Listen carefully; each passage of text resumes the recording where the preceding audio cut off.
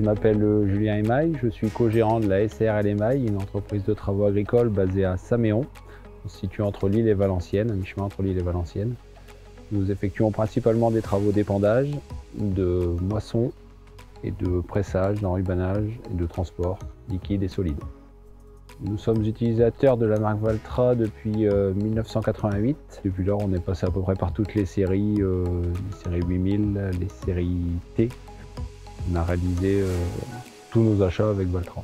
On est trois co-gérants de la SARL et à côté de ça, on a 5 salariés permanents et 1 ou 2 saisonniers selon les saisons et les campagnes. On utilise 1A, 3N, 1S et tout le reste c'est des séries T. On essaye d'adapter au mieux l'utilisation de nos tracteurs par rapport à nos besoins, par rapport à notre matériel. Comme on essaye d'utiliser du matériel assez récent, on renouvelle entre 2 et 3 tracteurs par an. On essaye de les faire vieillir à jusqu'à 5000 heures. On vient de renouveler 3 tracteurs qui ont été livrés juste fin 2021, début 2022. Et le dernier tracteur arrivé, c'est le 49e tracteur de la marque Valtra rentré chez nous. On a une bonne relation avec notre concessionnaire. Choisir ensemble le modèle qui nous convient le mieux et qui sera le mieux adapté à l'évolution de l'entreprise et l'évolution de la marque. Historiquement, on était basé sur de l'épandage plutôt solide, donc avec de l'épandage fumier. On a aujourd'hui 2 épandeurs à essence verticaux, un épandeur à table. On a un épandeur aussi pour faire de la chaux en pulvérulent. Et à côté de ça, on a un parc de 6 tonneaux à lisier, dont 3 équipables d'enfouisseurs. Et on a depuis 1 an l'arrivée d'un automoteur d'épandage. Donc on a du matériel de transport liquide qui est dédié à cette activité. Ça a mis un gros coup de boost sur l'activité épandage pour notre entreprise.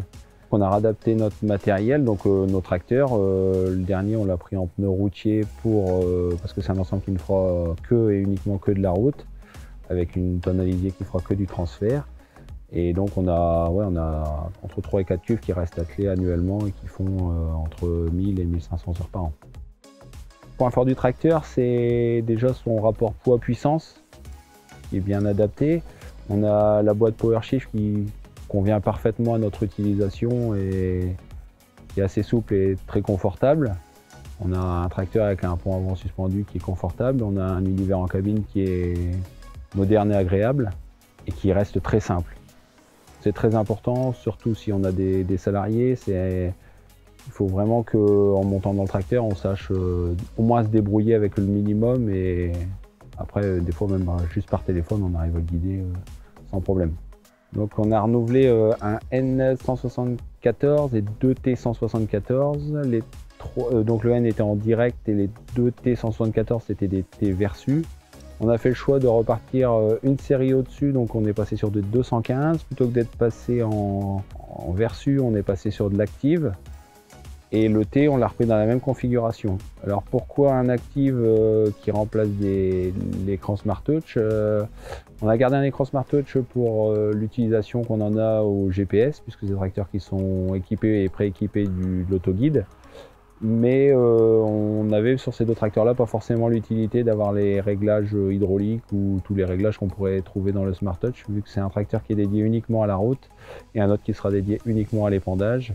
Mais étant équipé des prises Isobus, des prises load sensing et tout ce qui convient, on n'avait pas jugé utile de reprendre des Smart Touch. On a préféré avoir un peu plus de puissance et de coupe que d'avoir un terminal un peu plus évolué. Finalement, avec un T, on peut faire énormément de choses aussi, puisqu'il y a un angle de braquage qui est vraiment très agréable, que ce soit pour des petits travaux ou pour des gros travaux.